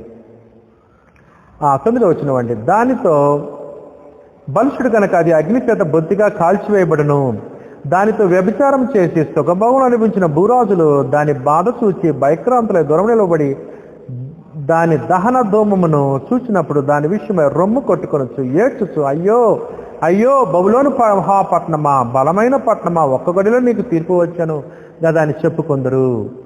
ఈ విధంగా మీరు అవన్నీ చదువుకుంటూ వెళ్ళినట్లయితే ఎట్లా రోమా పట్టణము ఎంతో విలువైన సొత్తు కలిగినవాడు. చూడండి 11వ వచనం, లోకంలోని వర్తకులను ఆ పట్టణము చూచి ఏడ్చు తమ సరుకులను అనగా బంగారు, వెండి, రత్నములు, ముత్యములు, సన్నపనార బట్టలు, ఊదారంగు బట్టలు, పట్టు బట్టలు, రక్తవర్ణ బట్టలు మొదలైన సరుకులను, ప్రతి విధమైన దబ్బమ్రాలను, ప్రతి విధమైన దంతపు వస్తువులను, మిక్కిలి విలువ గల కర్ర, ఇత్తడి, ఇనుము, చలువరాళ్ళు మొదలైన వాటితో చేయబడిన ప్రతి విధమైన వస్తువులను, దాల్చిని చెక్క, ఓమము, ధూపద్రవ్యములు, అత్తరు, సాంబ్రాణి, ద్రాక్షరసము, నూనె, మెత్తని పిండి, గోధుమలు, పశువులు, గొర్రెలు మొదలగు వాటిని, గుర్రములను, రథములను, దాసులను, మనుషుల ప్రాణములను ఇక మీదటి ఎవడనూ కొనడు. నీ ప్రాణమునకు ఇష్టమైన ఫలములు నిన్ను విడిచిపోయిను, రుచ్యమైనవనియో దివ్యమైనవనియో నీకు దొరకకుండా నశించిపోయినవి, అవి ఇక మీదటి కనబడిన చెప్పుకొనచ్చు, దాన్ని గురించి దుఃఖపడదురు. ఆ పట్టణం చే ధనవంతులైన ఈ సరుకుల వర్తకులు ఏడ్చుతూ దుఃఖపడుతూ, ఎందుకంటే ఆ పట్టణం నాశనం అయింది కాబట్టి. అయ్యో అయ్యో, సన్నపు నార బట్టలను, ధూమ్రవర్ణ రక్త వస్త్రాలను ధరించుకొని బంగారముతో, రత్నములతోను, ముత్యములతో అలంకరింపబడిన మహాపట్నమా, ఇంత ఐశ్వర్యము ఒక గడిలోనే పాడైపోయినా అని చెప్పుకున్న దాని బాధను చూచి భయక్రాంతుల దూరముగా నిలుచుందరు. చూసారా సహోదరి సహోదరులు, దేవుడు చూచి ఎలా క్రీస్తు యేసు ద్వారా పట్టణాన్ని దెబ్బకొట్టాడు. ఆ రోమా పట్టణాన్ని, రోమా చక్రవర్తుల యొక్క అనుకూలంగా ఉన్నటువంటి అబద్ధ ప్రవక్తల్ని, భూరాజుల్ని, భూ సైన్యాన్ని, వాళ్ళకి సహకరించిన భూనివాసులను కూడా దేవుడు నాశనం చేయటం మనం చూస్తున్నాం. అందుకని మనం క్రీస్తు రాజ్యంలో పవిత్రుల కన్యకగా ఉండాలి, కానీ క్రీస్తు యొక్క సంఘంగా ఈ యొక్క స్త్రీ వైపు మనం వెళ్ళకూడదు. అదేవిధంగా ఇక్కడ కనపడిన ఈ యొక్క మహావేశ్య, ఈ రోమపట్నము కొద్ది కాలము సంతోషం అనిపించినప్పటికీ శాశ్వతంగా దేవుని శిక్షణ అనిపించినట్లుగా మనం చూస్తాం. అంతేకాదు ఇక్కడ ఒక చిన్న హెచ్చరిక ఉంది క్రైస్తవులకి ఈ సమయంలో మొదటి శతాబ్దంలో క్రీస్తు యొక్క సంఘానికి పవిత్రుల కన్యక ఏమని హెచ్చరింపబడిందంటే, పవిత్రుల కన్యకైనా క్రీస్తు సంఘమా, క్రీస్తు సంఘ సభ్యులారు మీరు ఆ వేశ్య దగ్గరికి వెళ్ళొద్దు, ఆ వేశ్య యొక్క పట్టణంలోకి వెళ్ళి వాటి యొక్క చెడలవాట్లు దొరలవాట్లు వాటితో పాలువారవద్దు, ఆ వేశ్య పట్టణం నుంచి దూరంగా ఉండనని దేవుడు తన కుమారుని క్రీస్తు ద్వారా ప్రకటనలో సెలవిచ్చాడు. అంటే అర్థం ఏంటంటే, పవిత్రుల కన్యకైన క్రీస్తు యొక్క సంఘం పవిత్రంగా ఉండాలి, కానీ ఆ రోమా పట్టణము ఆ మహావేశ్యతో కలిసి ఆ తాగుడు, వ్యభిచారము, విగ్రహారాధన ఇటువంటి వాటిలో పాల్గొని కూడా ప్రత్యేకంగా ఉండమని దేవుడు హెచ్చరించాడు. ఇటువంటి కన్యకతో కలవద్దని దేవుడు కోరుతూ ఉన్నాడు. చూడండి, ప్రకటన గ్రంథం 14వ అధ్యాయము 4-5 వచనాలు చూడండి. ప్రకటన గ్రంథము 14వ అధ్యాయం 4-5 వచనాలు. ప్రకటన గ్రంథం 14వ అధ్యాయం 4-5 వచనాలు. వీరు స్త్రీ సాంగత్యమున అపవిత్రులు కానివారును. చూసారా, స్త్రీ సాంగత్యం అంటే ఏ స్త్రీ? ప్రకటన గ్రంథం 17వ అధ్యాయం 18వ అధ్యాయంలో మహావేశ్య చెప్పబడింది కదా, రోమా పట్టణం చెప్పబడింది కదా, సాతాను సంబంధమైన స్త్రీ, లోక సంబంధమైన స్త్రీ, రోమా చక్రవర్తులకు అబద్ధ ప్రవక్తలకు సంబంధించిన పట్టణం కదా ఈ స్త్రీ. ఆ స్త్రీతో సాంగత్యము చేయని వారు వీళ్ళు క్రైస్తవులు. వీరు ఎవరు? ఇక్కడ గొర్రెపిల్లను వెంబడించేటువంటి క్రీస్తు యొక్క శిష్యులు, మరణం వరకు నమ్మకంగా ఉన్నవాళ్ళు. స్త్రీ సాంగత్యమున అపవిత్రులు కాని వారు, ఈ ఎవరైతే మరణం వరకు నమ్మకంగా ఉండి దారుణంగా చంపడ్డారో వాళ్ళు ఈ స్త్రీతో, ఈ మహావేశతో వాళ్ళు సంబంధం కలిగి ఉండలేదంట. ఎరుగని వారునయ్యుండి వీరు స్త్రీ సాంగత్యమున అపవిత్రులు కాని వారు, స్త్రీ సాంగత్యం ఎరుగని వారునయ్యుండి గొర్రెపిల్ల ఎక్కడికి పోవునో అక్కడికెల్లా ఆయన వెంబడింతురు. వీరు దేవుని కొరకును గొర్రెపిల్ల కొరకును ప్రథమ ఫలముగా ఉంటాకే మనుషులను కొనబడిన వారు. వీరి నోట ఏ అబద్ధమును కపటము లేదు, వీరు అనింద్యులు. చూసారా, పవిత్రులని కన్యకగా ఉండాలి. క్రీస్తు సంఘ సభ్యులు ఈ రోమా పట్టణాలు ఈ మహావేశతో కలుసుకోకూడదు, సహవాసము, చెడలవాట్లు దురలవాట్లు దాంతో పాలువారవకూడదని మొదటి శతాబ్దంలో క్రైస్తవులకి దేవుడు హెచ్చరిస్తూ ఉన్నాడు. ఈ రోమా పట్టణంతో ఈ వేశ్యతో కలవద్దని దేవుడు ఆనాడు పిలుపునిచ్చాడు క్రైస్తవులకు. చూడండి, ప్రకటన గ్రంథము 18వ అధ్యాయము 4వ వచనం. ప్రకటన 18:4.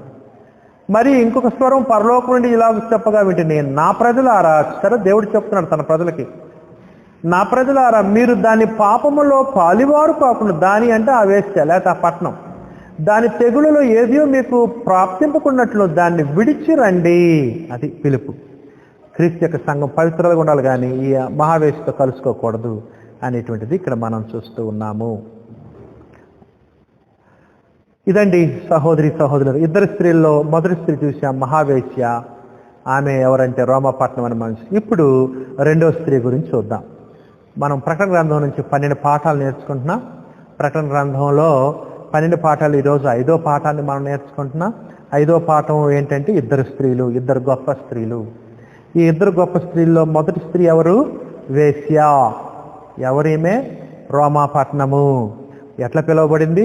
బబులోన్ అని పిలువబడింది, ఐగుప్తు అని పిలువబడింది, యెరూషలేము అని పిలువబడింది, అంతేకాదు సొదొమ అని కూడా పిలువబడింది.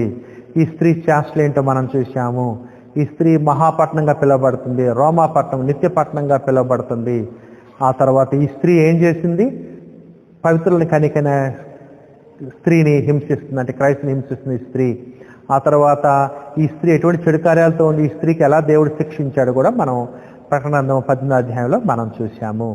ఇప్పుడు మనము అంతేకాదు క్రైస్తులకు ఏమైనా హెచ్చరిక ఇవ్వబడింది? ఈ స్త్రీతో, ఈ మహావేశతో కలుసుకోవద్దు, పవిత్రులను కనిగా మీరుండండి, ఆ స్త్రీతో సాంగత్యం చేయొద్దు అని కూడా హెచ్చరించబడింది. మొదటి శతాబ్దంలో క్రైస్తవులు ఆ యొక్క రోమపట్నంలో పాలివారు వద్ద చెడు క్రియల్లో అని కూడా పిలువబడ్డారు.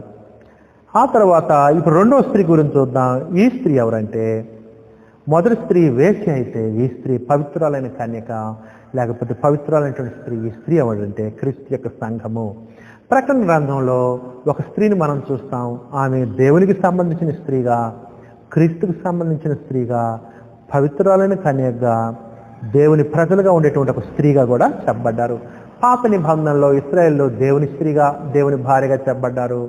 క్రొత్త నిబంధనలో సంఘము క్రీస్తు యొక్క భార్యగా చెప్పబడింది. ఈ విధంగా ఇటువంటి పోలిక ఉంది కాబట్టి ప్రకటన గ్రంథంలో కూడా చెడ్డ స్త్రీని మనం చూస్తున్నాం. లోక సంబంధమైంది, సాతాను సంబంధమైంది. పవిత్రులని కన్యక క్రీస్తు యొక్క స్త్రీని దేవునికి సంబంధించిన స్త్రీని కూడా మనము చూస్తాం ప్రకటనలో. ఇప్పుడు రెండవ స్త్రీ గురించి చూద్దాము. ఈమెవరంటే పవిత్రాలైన స్త్రీ, క్రీస్తు యొక్క సంఘము అనేటువంటి స్త్రీ. ప్రకటన 12వ అధ్యాయం మొదటి వచనం చూడండి. ప్రకటన 12వ అధ్యాయంలో ఒక స్త్రీని మనం చూస్తాం. ఇక్కడ ఆ స్త్రీ దేవునికి సంబంధించిన స్త్రీ. ప్రకటన 12వ అధ్యాయము మొదటి వచనం చూడండి. అప్పుడు పరలోకమందు ఒక గొప్ప సూచన కనబడెను. అదేదనగా సూర్యుని ధరించుకున్న యొక్క స్త్రీ, ఆమె పాదముల క్రింద చంద్రుడును, శిరస్సు మీద 12 నక్షత్రములు కిరీటమును ఉండెను. ఆమె గర్భిణి ప్రసవ వేదన పడచ్చు, ఆ నొప్పులకు కేకలు వేయుచుండెను. ఎవరి స్త్రీ? ఈ స్త్రీ ఎవరంటే ఇశ్రాయేలీలు. సూర్యుడు ఎవరు? యాకోబు, ఇశ్రాయేలు. ఆ తర్వాత చంద్రుడు ఎవరు? యాకోబు యొక్క భార్య. అంతేకాదు ఈ 12 నక్షత్రములు ఎవరు? ఇశ్రాయేలు యొక్క 12 గోత్రాలు. ఆదికాండము 37వ అధ్యాయం 9-11 వచనాలు మీరు చూసినప్పుడు యోసేపుకు వచ్చిన కళను బట్టి ఈ స్త్రీ ఎవరంటే పాత నిబంధనలో కానీ క్రొత్త నిబంధనటువంటి దేవుని ప్రజలు. ఈ స్త్రీ దేవుని ప్రజలు. పాత నిబంధనలో ఇశ్రాయేలు దేవుని ప్రజలు. ఈ స్త్రీ నుంచే మగ శిశువు జన్మిస్తాడు, క్రీస్తు వస్తాడు. అంటే అర్థం ఏంటంటే ఇశ్రాయేల్ నుంచే వాగ్దానం చేయబడిన ప్రకారము లోకరక్షకుడు ప్రభు అయినటువంటి యేసుక్రీస్తు రావటం మనం చూస్తాము. అందుకని ఆ స్త్రీ, ఈ 12వ అధ్యాయంలో చెప్పబడిన స్త్రీ ఎవరంటే దేవునికి సంబంధించిన స్త్రీ, దేవుని ప్రజలు. పాత నిబంధనల దేవుని ప్రజలు, క్రొత్త నిబంధనటువంటి దేవుని ప్రజలు ఎవరంటే క్రీస్తు యొక్క సంఘమే, ఆ కన్యకే, ఆ స్త్రీగా మనం చూడొచ్చు.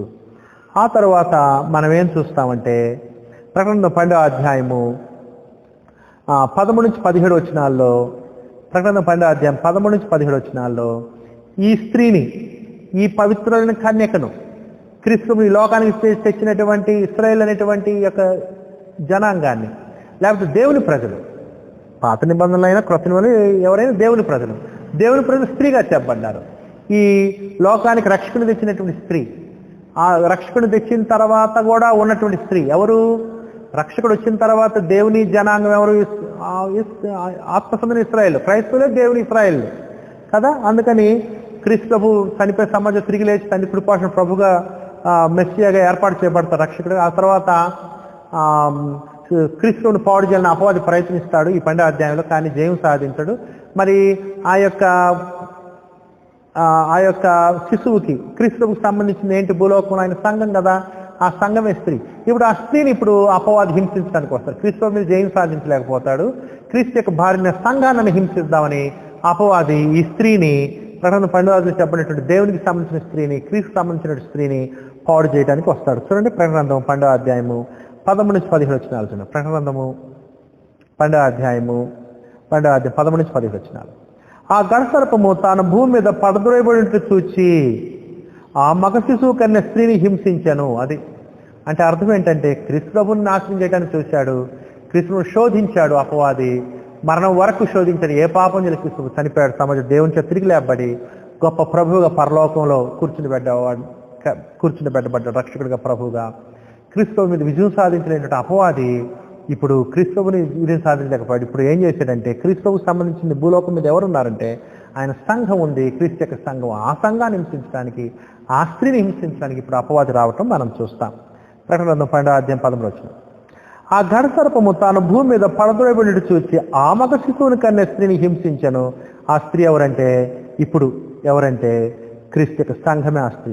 అందువల్ల ఆమె అరణ్యములో ఉన్న తన చోటికి ఎగిరినట్లు గొప్ప పక్షిరాజు రెక్కలు 2 ఆమెకి ఇవ్వబడెను. అసలు ఆ సర్ప ముఖమును చూడకుండా ఆమె ఒక కాలములో అర్ధకాలం పోషింపబడి దేవుడు కొంతకాలం ఆ స్త్రీని కాపాడాడు. ఆ తర్వాత ఏం జరిగించండి. కావున ఆ స్త్రీ ప్రవాహమునకు కొట్టుకుని పోవాలని, ఆ సర్పము స్త్రీని పాడు చేయాలని తన నోటి నీళ్లు నదీ ప్రవాహముగా ఆమె వెనుక వెలగ్రెక్కిన గాని భూమి ఆ స్త్రీకి సహకారి తన నోరు తెరచి ఆ గడసర్పమును తన నోట క్రక్కిన ప్రవాహం మింగివేసెను. అంటే అర్థం ఏంటంటే క్రీస్తు యొక్క సంఘాన్ని నాశనం చేయడానికి సాతాను కుయుక్తులు పన్నుతున్నప్పటికీ ఆ విధంగా లేదు. ఇతరుల సహాయ సహకారాలున్న ఆ శోధనల్ని, శ్రమల్ని క్రీస్తు యొక్క సంఘం తట్టుకొని జయించినట్లుగా మనం చూస్తున్నాం. ఇంకా అపవాది ఇంకా ఆ పోరాటాన్ని ఆపలేదు. ఏం చేస్తున్నాడు చూడండి 17వ వచనంలో. అందుచేత ఆ గడసర్పము ఆగ్రహము తెచ్చుకొని దేవుని ఆజ్ఞలు గైకొని చదువుకో. ఇదిగో చూడండి, దేవుని యొక్క స్త్రీ ఎవరో చూడండి, క్రీస్తు యొక్క సంఘం. దేవుని ఆజ్ఞలు గైకొనొచ్చి యేసుని గురించి సాక్ష్యం ఇస్తూ ఉన్న వారైన ఆమె సంతానంలో శేషించిన వారు. అది ఆమె సంతానం అంటే ఇక్కడ ఆ స్త్రీకి సంబంధించిన సంతానం ఎవరంటే క్రైస్తవులు, క్రీస్తు యొక్క సంఘము అని మనం చూస్తున్నాం. అందుకని ప్రకటనలో స్త్రీగా చెప్పబడినటువంటిది దేవునికి సంబంధించింది, దేవునికి సంబంధించిన ప్రజలకు సంబంధించిన వారు అని మనం అనుకోవచ్చు. ఆ స్త్రీ, ఈ స్త్రీ దేవునికి సంబంధించిన స్త్రీ అయితే ఇందాక మనం చదివినటువంటి మహావేశ్య అపవాదికి సంబంధించినటువంటి స్త్రీగా మనం చూస్తున్నాం.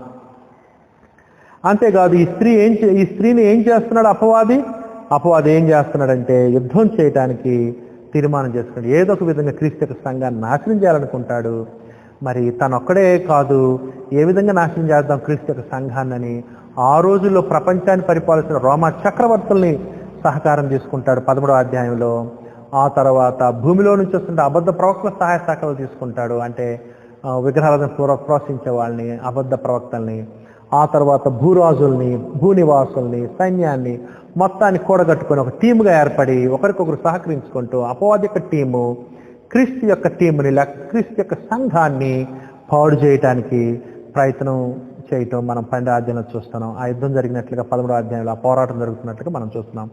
ఎంతోమంది క్రైస్తవులు సాతాను ముద్ర వేయించుకోకుండా, సాతాను సంబంధులైన రోమా చక్రవర్తులు లోబడకుండా, అబద్ధ ప్రవక్తలు ప్రేరేపిస్తున్నట్టు విగ్రహ పూజకు లోబడకుండా మరణం వరకు క్రైస్తవులుగా దేవుని వాక్యం తెలియజేస్తూ మాదిరిగా జీవిస్తూ మరణం వరకు నమ్మకంగా ఉండి జయం సాధిస్తూ ఉంటారు. ఆ విషయాన్ని మనం 13వ అధ్యాయంలో చూస్తాం.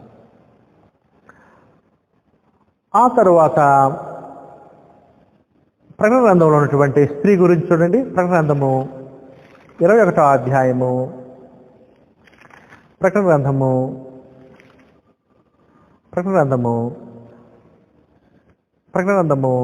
19వ అధ్యాయము, ప్రకటన గ్రంథము 19వ అధ్యాయము 6 నుంచి 9 వచనాలు చదువుదాం. ప్రకటన గ్రంథం 19వ అధ్యాయం 6 నుంచి ఇక్కడ కూడా స్త్రీ కనపడుతుంది. అంటే దేవునికి సంబంధించిన స్త్రీ, పవిత్రులైన స్త్రీ, దేవునికి సంబంధించిన క్రీస్తు యొక్క కన్యక, క్రీస్తు యొక్క భార్యగా మనం చూస్తున్నాం. 19వ అధ్యాయము 6 నుంచి 9 వచనాలు. అప్పుడు గొప్ప జనసమూహము శబ్దమును, విస్తారమైన జలముల శబ్దమును, బలమైన ఉరుముల శబ్దమును పోలిన ఒక స్వరము, సర్వాధికారియు ప్రభువునగు మన దేవుడు ఏలుచున్నాడు, ఆయన స్తుతించుడి, గొర్రెపిల్ల వివాహోత్సవ సమయం వచ్చినది. చూసారా, గొర్రెపిల్ల వివాహోత్సవ సమయం వచ్చినది. ఆయన భార్య, ఇదిగోండి క్రీస్తు యొక్క సంఘము, క్రీస్తు యొక్క భార్య, ఆయన సంఘము, క్రీస్తు యొక్క సంఘము. ఆయన భార్య తను తాను సిద్ధపరుచుకొని ఉన్నది గనుక మనము సంతోషపడి ఉత్సహించి ఆయన్ను మహిమపరచుదమని చెప్పగా వింటిని. మరియు ఆమె ధరించుకొనుటకు ప్రకాశములను నిర్మలములునైన సన్నపనార బట్టలు ఆమెకి ఇవ్వడెను, అవి పరిశుద్ధుల నీతి క్రియలు. మరి వేసి ధరించుకున్న బట్టలు ఏంటి? ఆమె బంగారంతో, వెండి వైఢూర్యాలతో, రక్త వర్ణములు గల వస్త్రం ధరించుకొని వేసిగా కనపడుతుంది లోక సంబంధిగా. కానీ ఇదే గ్రంథంలో పవిత్రులను కన్యక స్త్రీ కనపడుతుంది. ఎవరంటే క్రీస్తు యొక్క సంఘము. ఏమి ధరించుకున్నాయి ఏంటంటే ప్రకాశములను, నిర్మలమునైన పవిత్రములైన సన్నపనార బట్టలు. సన్నపనార బట్టలు పవిత్రతకు, పరిశుద్ధతకు సాదృశ్యంగా ఉన్నాయి. ఆమె కీబడిను, అవి పరిశుద్ధుల నీతి క్రియలు. మరియు అతడు నాతో ఇలాగ చెప్పాను, గొర్రె పిల్ల పెండ్లి విందుకు పిలువబడిన వారు ధన్యులని వ్రాయము. చూసారా సహోదరులు, ఇక్కడ పవిత్రులైన కన్యక కనపడుతుంది. ఆమెతో మనం సహవాసం చేయాలి, మనం క్రీస్తు యొక్క సంఘంలో ఉండాలి, క్రీస్తు యొక్క శరీరంలో అవయవాలుగా ఉండాలి, క్రీస్తు యొక్క భార్యగా ఉండాలి, క్రీస్తు యొక్క రాజ్యంలో సభ్యులుగా ఉండాలి, మరణం వరకు నమ్మకం ఉండాలి, క్రీస్తువును వెంబడించవలసిన వారమైన ఈ స్త్రీగా ఉండాలి. ఈ పవిత్రుల కన్యకగా మనం ఉండాలి, కానీ సంఘంగా ఆ మహావేశ్యతో మనం కలవకూడదు, ప్రత్యేకంగా ఉండాలని చెప్పబడుతున్నది. ఆ తర్వాత ప్రకటన 21వ అధ్యాయం 2వ వచనం చూడండి. స్త్రీ కనపడుతుంది. 21వ అధ్యాయం 2వ వచనం, ప్రకటన 21:2. మరియు నేను నూతనమైన యెరూషలేము అను ఆ పరిశుద్ధ పట్టణము తన భర్త కొరకు అలంకరింపబడిన పెండ్లి కుమార్తె వలె సిద్ధపడి పరలోకమందున్న దేవుని ఎదురుడి దిగవచ్చుట సూచితుంది. చూసారా, ఇక్కడ కూడా భర్త, పెండ్లి కుమార్తె అంటే క్రీస్తు యొక్క సంఘానికి కూడా ఈ మాటలు సాదృశ్యంగా ఉన్నాయి, పోలికగా ఉన్నాయని నేను తెలియజేస్తూ ఉన్నాను. ఆ తర్వాత ప్రకటన 2వ అధ్యాయం 17వ వచనం, ప్రకటన గ్రంథము 2వ అధ్యాయం 17వ వచనం. ఆత్మయు పెండ్లి కుమార్తెయు రమ్ము అని చెప్పుతున్నారు. అదిగో పెండ్లి కుమార్తె ఎవరు? క్రీస్తు యొక్క సంఘము అని కూడా మనం చూస్తున్నాం. అంటే సంఘము ప్రకటన గ్రంథంలో సంఘము కన్యకగా పెండ్లి కుమార్తెగా చెప్పబడింది. అంతేకాదు ప్రకటన గ్రంథంలోనే కాదు సహోదరి సహోదరులారా, ప్రకటన గ్రంథంలోనే కాదు, 27 పుస్తకాలనే కాదు, మిగతా 26 పుస్తకాల్లో కూడా క్రీస్తు యొక్క సంఘము, క్రీస్తు యొక్క రాజ్యము రకరకాలుగా చెప్పబడింది. ప్రధానము చేయబడిన కన్యకగా చెప్పబడింది. చూడండి, సంఘం ఎవరు? క్రీస్తు ప్రధానము చేయబడిన కన్యక. 2 కొరింథీ 11:2 2 కొరింథీ 11:2. దేవాసక్తి మీరులో ఆసక్తి కలిగి ఉన్నాను, ఎందుకనగా పవిత్రురాలైన కన్యకనుగా. అదిగోండి, చూసారా మనం ఎట్లా ఉండాలి? సంఘంగా పవిత్రురాలుగా ఉండాలి, పరిశుద్ధులంగా ఉండాలి, నీతి క్రియలు ధరించుకుని ఉండాలి. పవిత్రులైన కన్యకనుగా ఒక్కడే పురుషునికి అనగా క్రీస్తుకు సమర్పణని మిమ్మల్ని ప్రదానము చేసుకుని. అది క్రీస్తు సంఘం ఎవరంటే ప్రభువైన యేసు క్రీస్తుకి ప్రదానం చేయబడిన కన్యక. ఒక కన్యక పురుషునికి ప్రదానం చేయబడితే ఏం చేస్తా? కన్యక ఆ పురుషునితో వివాహం కొరకు ఎదురు చూస్తూ తన పవిత్రతను కాపాడుకుంటుంది.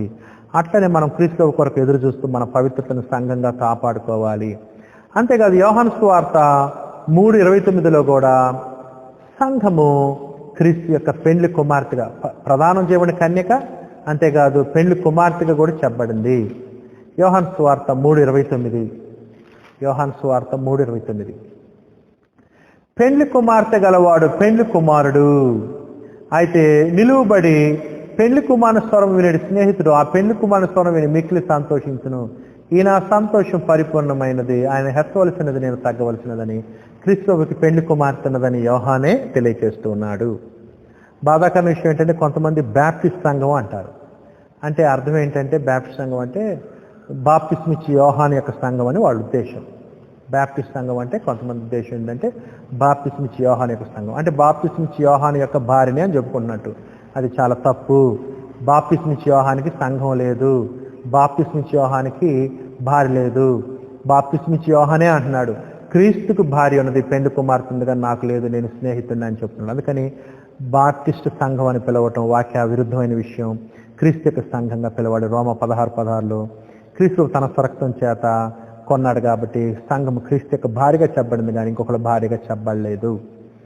నాతో పాటు మీరు ఎఫెసీయులకు రాసిన పత్రిక 5వ అధ్యాయం తీసినట్లయితే 22 నుంచి 33 వచనాలు అక్కడ సంఘము భార్యగా చెప్పబడింది. అంటే 3 రూపాలుగా చెప్పబడింది. ప్రధానం చేయబడిన కన్యకగా చెప్పబడింది సంఘం, పెండ్లి కుమార్తెగా చెప్పబడింది సంఘం, భార్యగా కూడా చెప్పబడింది. ఎఫెసీయులకు రాసిన పత్రిక 5వ అధ్యాయం 22 నుంచి 33 వచనాలు చూడండి. స్త్రీలారా ప్రభువునకు వలె మీ సొంత పురుషులకు లోబడుడి. క్రీస్తు సంఘమునకు శిరస్సు అయిన చూసారా, క్రీస్తు సంఘమునకు శిరస్సు అంటే క్రీస్తు భార్యగా, క్రీస్తు సంఘం భార్యగా, క్రీస్తు భర్తగా చెప్పబడుతూ సంఘానికి శిరస్సు అయినట్టు కూడా చెప్పబడింది. పురుషుడు భార్యకి శిరస్సు అయినట్టు క్రీస్తే శరీరమునకు రక్షణ. ఎట్లయితే భర్త భార్యను పోషిస్తాడు, క్రీస్తు తన శరీరాన్ని పోషిస్తున్న రక్షకుడు అని కూడా చెప్పబడింది. సంఘము క్రీస్తులకు లోబడినట్టుగా భార్యలు కూడా ప్రతి విషయంలోనూ తమ పురుషులకు లోబడవలను. పురుషులారా మీరును మీ భార్యను ప్రేమించండి, అటువల్ల క్రీస్తు కూడా సంఘమును ప్రేమించదు. సంఘం క్రీస్తు యొక్క భార్య.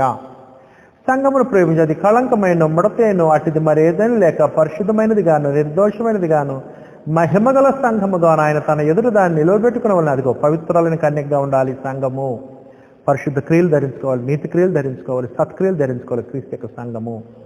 అందుకని లోక క్రియలు చేసుకోకూడదు, లోకరీతిగా ఉండకూడదు, అపవాసమైన క్రియలు చేయకూడదు, లోక సంబంధాలుగా ఉండకూడదు.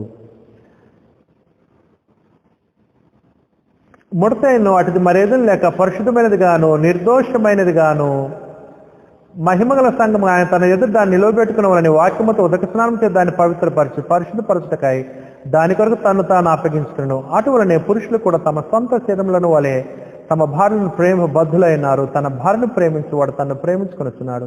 తన శరీరమును ద్వేషించువాడు ఎవడనూ లేడు గాని ప్రతివాడును దాన్ని పోషించి సంరక్షించుకున్నాను. మనము క్రీస్తు శరీరమునకు అవయవములమై ఉన్నాము గనుక అలాగే క్రీస్తు కూడా సంఘమును పోషించి సంరక్షించున్నాడు.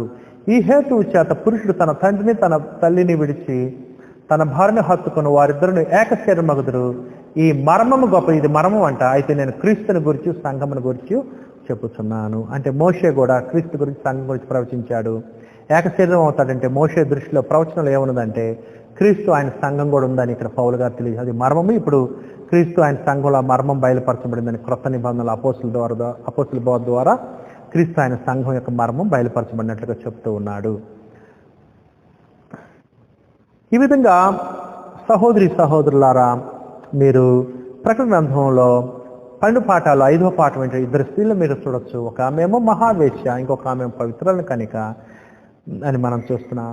ఈ మహావేశ్య ఎవరో కదా, రోమాపట్నం, చెడుకులతో నిండినటువంటి పట్టణము, సాతానికి సంబంధించిన ప్రక్కము, రోమా చక్రవర్తికి సంబంధించింది, చెడుకు సంబంధించింది. ఈ పవిత్ర స్త్రీ దేవునికి సంబంధించిన స్త్రీ, క్రీస్తుకు సంబంధించిన క్రీస్తు యొక్క సంఘంగా మనం చూస్తూ ఉన్నాము. అంతేకాదు ఎట్లాగైతే ఆ స్త్రీ మహావేశ్య పట్టణంగా చెప్పబడిందో అట్లానే ఈ యొక్క స్త్రీ పవిత్రులను కనికినటువంటి సంఘం కూడా మనం చూసినట్లయితే మరి ఒక గొప్ప పట్టణంగా కూడా చెప్పబడింది.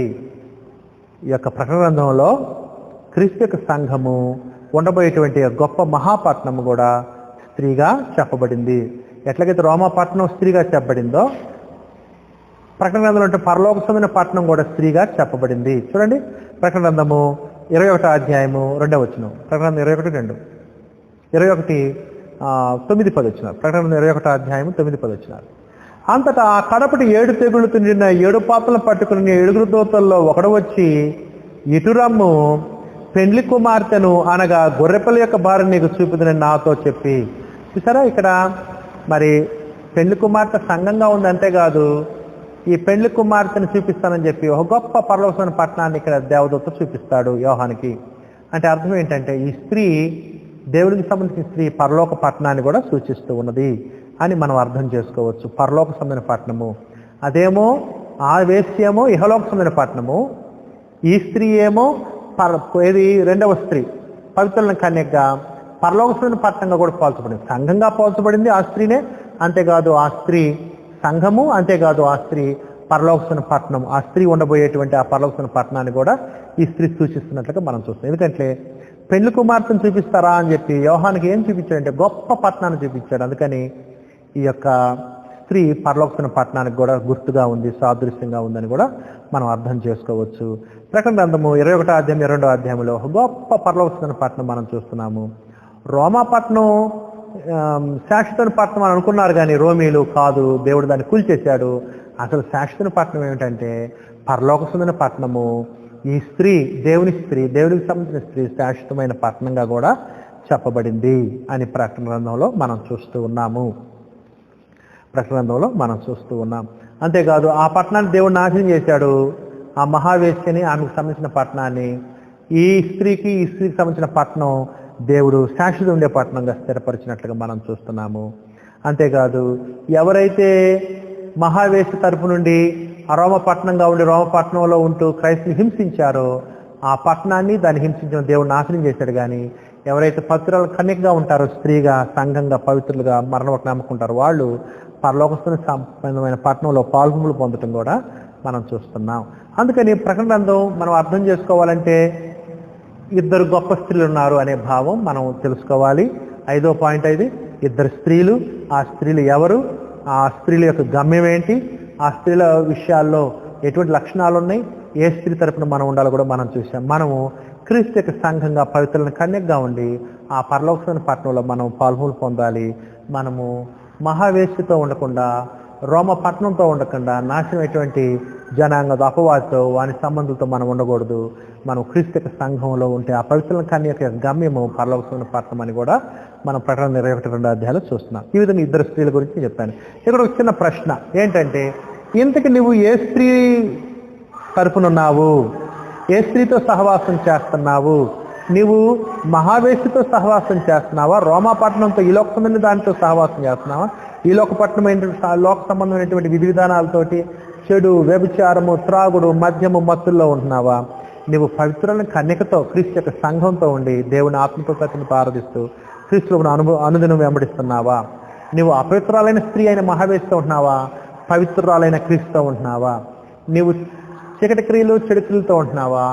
నీవు పవిత్రులను కన్యకగా ఉండి సత్క్రియల చేత, పరిశుద్ధ క్రియల చేత, నీతి క్రియల చేత అలంకరించుకుంటున్నావా అనేటువంటిది ఆలోచించవలసిన వారమైన మనమందరం కూడా పవిత్రురాలైన కన్యక లేకపోతే క్రీస్తు యొక్క భార్య అనేటువంటి గొర్రెపిల్ల యొక్క భార్య అనేటువంటి క్రీస్తు యొక్క సంఘంగా, నమ్మకమైన సభ్యులంగా, క్రీస్తు యొక్క శరీరంలో అవయవాలుగా, క్రీస్తు యొక్క సంఘంలో సభ్యులంగా, క్రీస్తు యొక్క రాజ్యంలో రాజ్య సంబంధులంగా మనం దేవుని కొరకు మంచి ఫలాలు ఫలిస్తూ నీతి క్రియలు ధరించుకుంటూ మనల్ని మనం అలంకరించుకుందాం క్రీస్తు కొరకు సంఘంగా.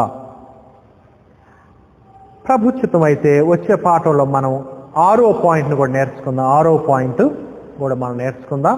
మరి ఇంతవరకు ప్రకటన గ్రంథంలో 5 పాయింట్స్, 6 ప్రసంగాలుగా 5 పాయింట్స్ మనం నేర్చుకున్నాం. ఈ 6 ప్రసంగాలు విన్నందుకు మీ అందరికి కృతజ్ఞతలు.